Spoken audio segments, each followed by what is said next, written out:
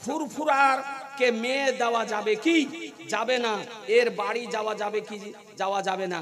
জি না ভাই, ফুরফুরা এদের দেওবন্দি আকীদা, এর আশরাফ আলী থানভীকে মুসলমান মনে করে। আর মশলাতে লেখা আছে যে আশরাফ আলী থানভী, খলিল আহমদ আম্বেটি, রাশিদ আহমদ গাঙ্গুহি, কাসিম নানদভী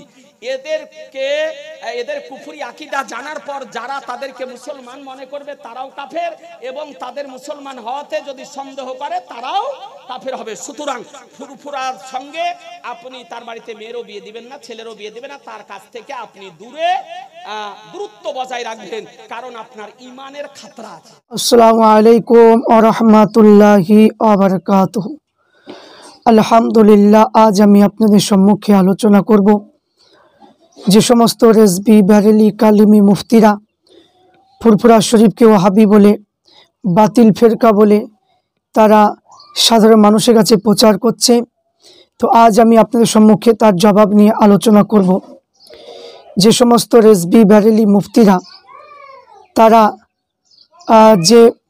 যেগুলো মানে, যেমন রফাদাইন, আহলে হাদিস লামাজি ওয়াহাবিরা রফাদাইন করে, রুকু থেকে ওঠা, রুকুতে যাওয়ার সময় যে বারবার তারা রফাদাইন করে, হাত ঝাড়ে।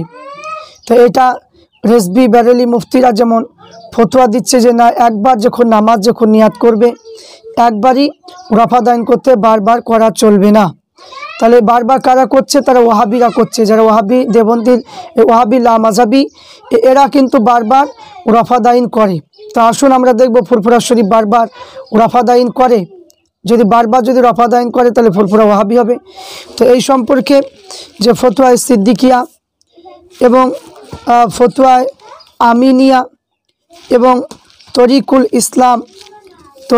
ইসলাম এবং আল্লামা রুহুল আমিন বশির রহমাতুল্লাহ আলাইহি নাসরুল মুজতাহিদিন মাসাইল প্রথম খণ্ড এই কিতাবে অনেক হাদিস থেকে প্রমাণিত করা হয়েছে যে রফাদাইন একবারই করতে হবে।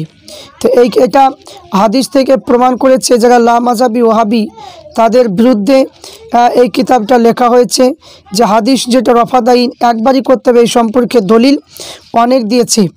তো আমি আপনাদের সম্মুখে বলতে চাই, যদি ফুরফুরা শরীফ যদি ওয়াহাবি যদি হতো, ফুরফুরা শরীফের পীর যে যে পীর সৈয়দ আহমদ রায়বেরেলি রহমাতুল্লাহ, তিনি যদি ওয়াহাবি যদি হতেন তাহলে ফুরফুরা শরীফ সে ওয়াহাবি মতেই মানে কাজ করতেন। তাহলে তিনি হানাফি মাযহাবের যে দলিল যে রফাদাইন একবার করতে হবে, তাহলে সেই দলিল দেওয়ার কোনো প্রয়োজন ছিল না।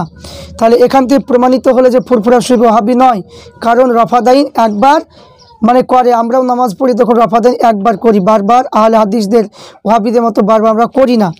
তো এই জন্য রফাদাইন সম্পর্কে যে দলিল হিসাবে পেশ করেছেন যে মুসলিম শরীফ থেকে হজরতে জাবির বিন সুমরা রাদিয়াল্লাহু তাআলা আনহু বলে, আল্লাহ রসুল সাল্লাল্লাহু আলাইহি ওয়াসাল্লাম আমাদের নিকটে আগমন করে বললেন যে তোমরা কি জন্য দুরন্ত ঘটকের লেজের ন্যায় হস্ত উঠাইছ, নামাজের মধ্যে স্থির হয়ে থাকো। মুসনাদে আবি শাইবা থেকে নেওয়া হয়েছে, জাবির বিন সুমরা বলে আমরা নামাজের মধ্যে দুই হাত উঠাইতেছিলাম, এমন অবস্থায় আল্লাহ রসুল আমাদের নিকটে আগমন করে বললেন তোমরা কি জন্য উদ্ধৃত ঘোড়া লেজের ন্যায় রফাদাইন করতেছো, নামাজ স্থির হয়ে থাকো। তাহলে পাঠক নতুন ইসলাম তকবীর বলবে, রুকু যাবা, রুকু হইতে উঠবা, দ্বিতীয় রাকাত হতে উঠবা, সেজদায় যাবা, সেজদা হতে উঠবা, এই সালাম করবার সময় দুই হাত উঠানো হতো। তকবীর বলবা ও সালাম করিবার সময় রফাদাইন হাত উঠানোকে নামাজের বাইরে রফা ধরতে হবে। অবশিষ্ট কয়েক স্থানে রফাকে নামাজের মধ্যস্থ রফা বলতে হবে। তো দুইটি হাদিসের নামাজের মধ্যবর্তী সময় রফা মানসুখ হয়েছে, তাই সালামের সময় রফা তৃতীয় দলিল দ্বারা মানসুখ হয়েছে, কেবল প্রথম তাকবীরকালীন রফা স্থির সাব্যস্ত রয়েছে। তাহলে এখানে তৃতীয় নম্বর যে দলিল আল্লামা রুহুল আমিন বশির রহমাতুল্লাহ তিনি পেশ করেছেন যে জাবির বিন সুমরা রাদিয়াল্লাহু তাআলা বলেছেন যে আমি আল্লাহ রসুলের সহিত নামাজ পড়েছিলাম, কিন্তু আমরা যে সময় সালাম করতাম সেই সময় হাতের ইশারায় করিয়া আসসালামু আলাইকুম বলতাম। তো আল্লাহ রসুল আমাদের দিকে দৃষ্টিপাত করে বললেন তোমাদের কি হয়েছে, তোমরা অবাধ্য ঘোড়া লেজের ন্যায় হাতে ইশারা করতেছ। যে সময় কেউ সালাম করতে চায় সেই সময় আপনি সঙ্গীর দিকে দৃষ্টিপাত করবে, কিন্তু হাতের ইশারা করবে না।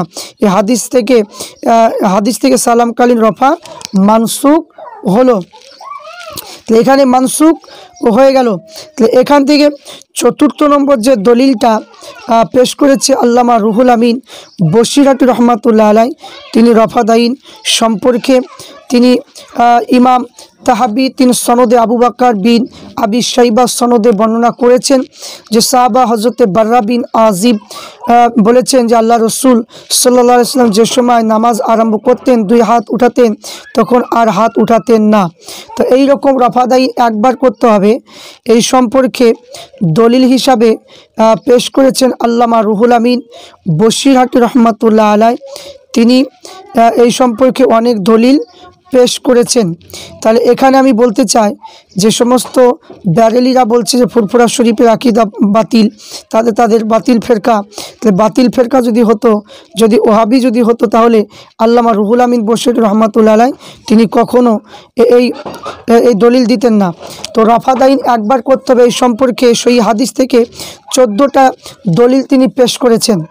এবং আহলে হাদিসরা ওহাবিরা যে আপনার যে দিয়েছে রফাদাইন সম্পর্কে যে দলিলগুলো পেশ করেছে, সেই দলিলগুলো খণ্ডন তিনি করেছেন যে না, খণ্ডন করার পরে রফাদাইন একবার করার তিনি প্রমাণ এই কিতাবের মাধ্যমে তিনি দিয়েছেন। তো আমি বলবো যারা ফুরফুরা শরীফকে বলছেন যে ওয়াহাবি, তাদেরকে বলবো যে আপনি ওয়াহাবি কাকে বলে এগুলো আপনি ভালো করে আগে জানেন। আপনার মানে কি পরের কথা শুনে আপনি ফুরফুরা শরীফকে ওয়াহাবি বলবেন, এটা কেউ মেনে নেবে না। তাই বলবো নাসরুল মুস্তাহিদিন প্রথম খণ্ড এটা পড়বেন। রফাদাইন সম্পর্কে 31 পৃষ্ঠা, প্রথম থেকে নিয়ে 31 পৃষ্ঠা পর্যন্ত লেখা আছে যে রফাদাইন একবার করতে হবে। রফাদাইন বারবার যারা করে তারা হলো আহলে হাদিস ওয়াহাবি লামাজাবি। তো এখান থেকে বুঝতে পারলাম যে সমস্ত ব্যারেলি রেজবি মুফতিরা যে বলছে ফুরফুরা ওয়াহাবি নয়, কারণ এখানে ফুরফুরা শরীফ রফাদাইন একবার করে এবং আলা হযরত রহমাতুল্লাহ আলাই তিনার কিতাবও কিন্তু একবার রফাদাইনের কথা বলা হয়েছে। তাহলে এখান থেকে বোঝা গেল যে ফুরফুরা শরীফেও রফাদাইন একবার করে এবং আলা হযরত রহমাতুল্লাহ তিনিও একবার করে। তাহলে এখান থেকে প্রমাণ হলো যে ফুরফুরা খাঁটি সুন্নি ওয়াহাবি নয়।